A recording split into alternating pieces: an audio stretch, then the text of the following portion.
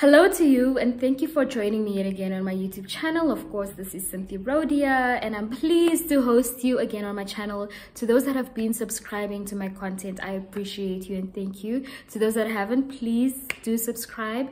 I will keep giving you content every now and then. Thank you to the ones that have been supporting me along the journey, and I just appreciate you, and I'm here to just love you.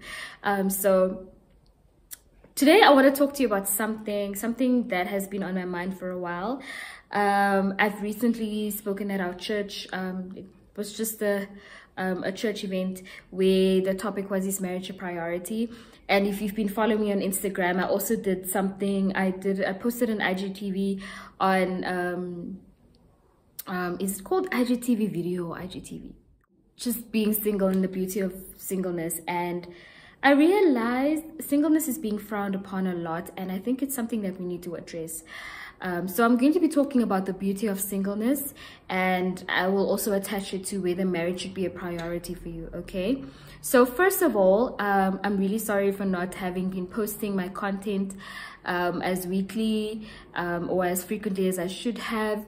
Just a lot has been going on, but of course that's a channel or a video for another day on this channel. So let's get right into it, right? So as I'm going through this, I want you to continue asking yourself, is marriage a priority for me? And then what should I achieve in my single state? So being single is really not a bad thing. In fact, it should be the most beautiful time of your life, because this is the time where you discover who you are. When I was listening to the Miles Monroe sermon, the late Dr. Miles Monroe, you guys know I love him, is that he spoke on, and he said, as individuals, we're not born together, well, unless you're twins, but even twins, you're born individually, right? Even if it's right after one another, but as a human being, you're born individually, right? So it must mean something if you're born individually. Otherwise, we might as well have been born together, with our husbands or our spouses or our. So important that you discover why you are single and why you grow up and why you are raised as a single person. And then there's this also concept of, are you ready for marriage? And once you're ready for marriage, that's when you get married. So that must mean that there is something that you must achieve when you're single, right? So singleness is not such a bad thing. And marriage is also, to some it may be a priority, but to others not. I think it all depends on your vision, your goals, and your life plan. For some, their life plan is to just get married and be a married person. For others, it's just to maybe work on their careers and be single and all of that. So I don't think either being married or being single should be frowned upon. I think people should be able to make their own choices. However, this does not take away from the beauty of marriage or the beauty of singleness. I think they're all really beautiful times. I think we need to enjoy every season that we find ourselves in, right? So let's talk about the things that you must achieve when you're single, right? So like I said, you're born alone as a single person. So this is where you grow up as an individual, discover yourself, and discover your purpose. Purpose is so important. It's so important, because when you don't have purpose, you have no idea why you're on this earth. Absolutely no idea. And it's so dangerous, because you can easily be swayed by anything, and you can be confused, and you can cause chaos within your society, right? And it's even more dangerous for someone who does not have purpose to actually get married, because now they have to have a household. They don't even know who they are, and they must raise children. And how are they going to raise these children if they don't know who they are? And it's just going to be chaotic, right? So the first thing you must discover, find your purpose. If you're struggling to find your purpose, I think find the help of a life coach to help you. But some tips to help you find your purpose may be to find your values. What are your life values, and what do you identify as? So if you have an issue with figuring out what your purpose is, I think find the help of a life coach to help you navigate through that. But just to help you maybe discover what your purpose is, it's always attached to your values, your life values. Your life values are also always connected to the kind of person you are. Who are you? What do you identify as? What are the things you stand for? What are the things that you don't stand for? What are the things that you want to achieve in your life? And so when you have purpose, it will help you to plan things out. and then you tell yourself, this is the kind of person I am, and therefore I'll make this kind of a decision. If you don't have purpose and you don't make decisions, like I said on my Instagram page, considering your life values, you may find yourself feeling really depressed along the way. And this is where we get people that abuse substances, because they have really lost it and they're so far in, they need something to cope. So as sometimes we're just human beings, and sometimes when we make decisions and we think they won't affect us, they do. And that's why we have so many people that abuse alcohol and drugs, because they're trying to run away from, you know, whatever may be haunting them. So it comes from a place of not really knowing who you are, what you stand for, what your values are. So it's really important. Take the time as a single person to discover these things about yourself. Find the good, find the ugly. When I was single, when I was, I think 24, 25, somewhere I got married at the age of 25, so 23, 22, my early 20s. I went through a lot. There was a lot of heartache, there was a lot of growing, they call it growing pains, and I had to eventually see a therapist, right? And I'm glad it happened. I'm glad it happened at that time, because if it had happened when I was in marriage, I don't even know if I was going to choose the right partner for myself, or if I was going to be the right wife for my partner, and all of these things, or if I was even going to get married. Let's not even get there. It's so important to find yourself before you lose it. And the thing is, it's so important to find yourself before the age of 25, because I read that by the age of 25, this is where your brain has now fully developed, and it's so difficult to change the mind of someone who has not trained their brain to change and to evolve and to grow. So that's also another thing. So when you're single, find out who you are, find your purpose, find your values, just see who you are. And how do you do this? Travel by yourself, go on dates by yourself, go to the spa by yourself, have, you know, friendships, have relationships with people, and discover what works for you, what doesn't work for you. And this can only be discovered when you've got conflict with people, you fight with people. Normally when we fight, it's because we don't agree on stuff, and this will help us grow. So you find out what works for you, what doesn't work for you, what do you agree with, what you don't agree with. And when you find out what you stand for, it will help you to choose a right life partner. The thing about marriage is you can't run away from it. Like once you're married, you see your spouse every day, you plan your life with this person, you are with them, they're in your face, in your life every single day. They become a part of you. So if you have not had the chance to figure yourself out, you're going to be a problem in a marriage, and you're going to have a toxic, dysfunctional marriage. And if there are children in that marriage, they're going to be raised in a dysfunctional home, and that may affect them mentally, and they may be a problem within society. So being single starts from having a healthy marriage starts from really maximizing on your single time. Grow, evolve, take a class, take a course, discover things about yourself. Really, I will keep, and throughout this video, you will hear me say discover things about yourself, because I really wanted to make sense. Like, we forget it, and we think it's just outward appearance. We just think it's like, as long as I look cute, as long as I look clean, as long as, you know, I look pretty, I've got a new weave, or I've got a new dress, or whatever it may be. But it's more than that. It's about, how do you relate to people? Are you a kind person? Are you a rude person? Why am I kind? Why am I rude? What are my goals? How much money do I want to make when I'm 30? How much money do I want to make when I'm 22? When do I want to graduate? When do I want to enroll in certain particular courses? It will help you to have some structure in your life. When you don't have structure in your life, you are easily swayed. You can actually become a problem in society, because you can easily be influenced by whatever negative forces are out there, and you become a person that's now uncontrollable. And let's not get into that, but let's stick to what are the things that you need to discover as a single person. So know who you are, know your values, know what you stand for. Look, of course I'm going to tell you to be a good person, and of course I believe in being a good person, but there are people that just believe in, I'm going to be rude, I'm going to be a bad person, and they make that their purpose, and they actually find partners who are as equally rude, and maybe, I don't like to call people bad people, but maybe for lack of a better phrase, bad people or bad person, and they, you know, get married, and they maximize on their purpose of being bad people or executing this whole thing. So maybe that works for them, but all I'm saying is find you.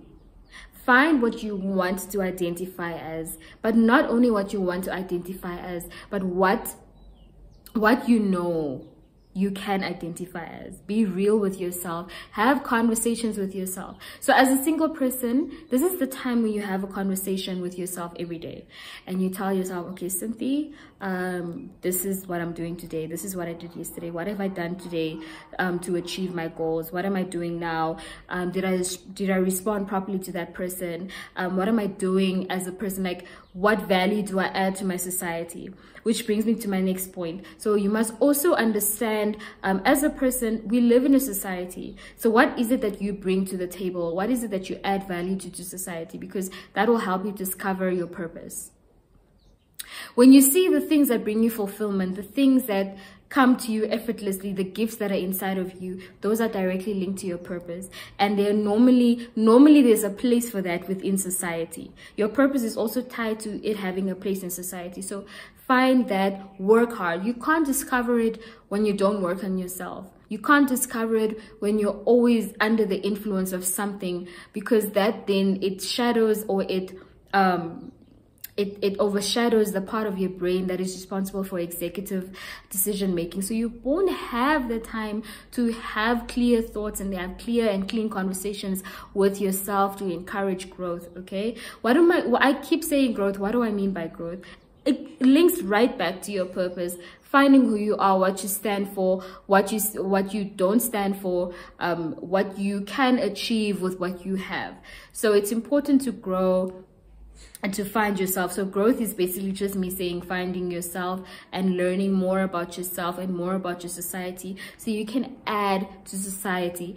Adding back to society will help you as a person, even with your mental health. People who normally are not involved with the community, or don't have proper relationships with friends or family or within society, they have issues of feeling unhappy, unfulfilled, unmotivated, and not very confident.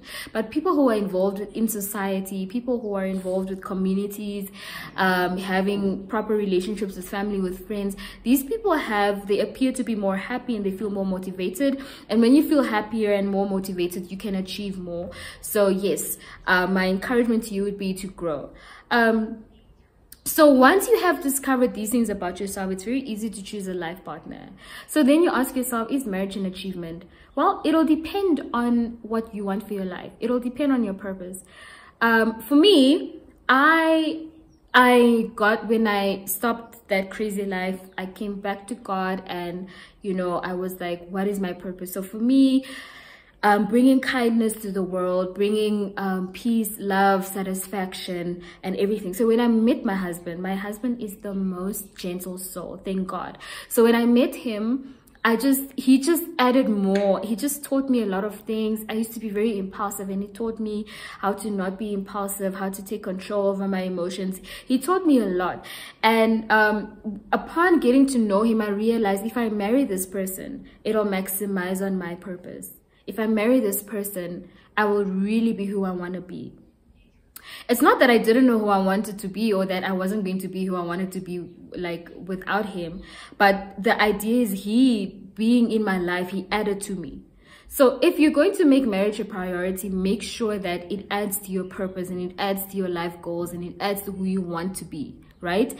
But make it a priority once you have already discovered yourself. You cannot make something a priority when you don't even know what you want in your life, okay? So it can either be good or either be bad. So for me, I made my decision based off, I'll make another video talking about whether love is enough and the things that you must look for in a life partner, because I think that's also something that we miss. But I think for me, I took the time to think about, this person is kind, I want to be kind. This person can really teach me to be gentle, I want to be gentle. This person can really teach me how to love. My husband has taught me how to love people, how to appreciate people. And that has always been something that I wanted to do. I always want to make people feel important when I'm around, make them feel loved. make them feel happy. That is me. That is what I bring. That is what I bring to society. So I wanted to make sure that that is who I am. So I was working on it, and as I was working on myself, I began to discover this is what I want. And then I met my husband, and I was like, God, this man must be from you, because this is exactly what I want to work on.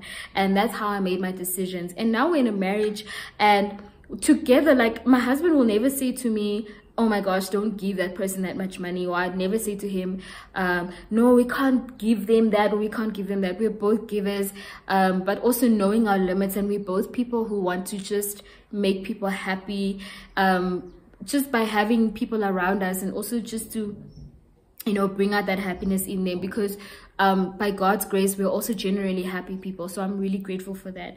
But it took me discovering myself. So before I got to know who I was, let me tell you, I would always complain. I would always find excuses not to get things done that I was supposed to get done. If it's work, if it's relationship wise, I'd always feel insecure. I'd always feel anxious. I'd always feel like, am I good enough? Am I not good enough? Is this person going to break up with me? Are they not going to break up with me? So all these things, like, it was just a lot and overwhelming on me.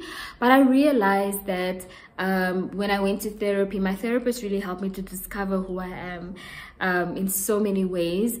And then she pushed me on the journey to self-discover, to self-realize, to actualize, self-actualize, that's the word I was looking for, and to discover who I want to be. And that helped me choose the right life partner for where I want to get. So to answer your question, yes, being single is really important. Otherwise, you may, if you don't really discover yourself, you may actually end up being a dysfunctional member of society, or even a dysfunctional member of your marriage, which can actually raise dysfunctional members of society, because then you raise a home, you raise children. So it's important that you find out who you are as a single person.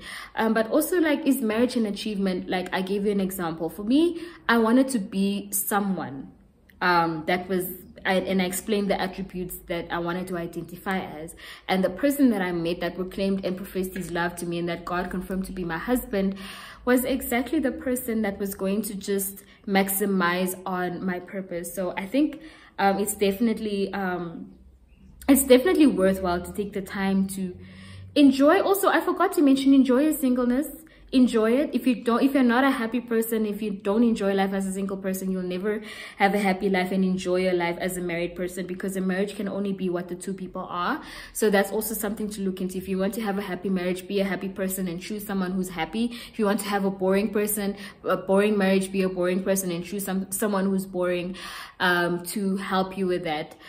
So yeah, I think the whole thing of opposites attract, I mean, you can do your research and see it and see how that works. But the marriages that I've seen working are people who have one common goal. So make sure that you choose a partner to see how they add to your goal, how you benefit to their goal. There's also an issue of submission. I spoke about submission the other day. It's also how are our purposes aligned? How are we complementing one another, you see? So it's also another thing to look into, but you can't know that if you as a single person don't know who you are. Sometimes if you know who you are, you can help someone else discover who they are, because you've gone through the journey and you can help them discover themselves. So there you go. So yeah, I just wanted to make this video short. I see it has gone over time already, but I really just want, I want us to understand that being single is not something that should be frowned upon. Being married is also not something that should be frowned upon. Both can be beautiful if they are used properly, if they are maximized on. So please don't forget that. Maximize on whatever season you are in, because God cannot move you or elevate you if you don't learn the lessons you're supposed to learn in the season that you are in. And I'm now referring to being single. So enjoy your life, enjoy your time. Don't take too much pressure from relatives, from family members asking you, when are you getting married? This one got married already. No, take your time. Do what's best for you. If you don't want to get married, you don't. If you do, you do. Do what's best for you. Do the right thing for you to maximize on your growth and your purpose. So yeah, thank you for joining me. I hope you enjoyed this. I will be releasing more content, perhaps next week or the week after that. But of course, my content is always about Christian content, relationships, Christian content, marriage, wife life, all of that stuff, traditional stuff, because I am in a cross-cultural marriage, but I'm here for it. So thank you for joining me. Please do like, subscribe, share this video with whoever you might think will be helped by it. And comment, please comment. I want to interact with you all on YouTube. And thank you again. Keep subscribing, keep calling people to come and subscribe. I really appreciate all of the love and support I've been getting. So yeah, until next time, ciao.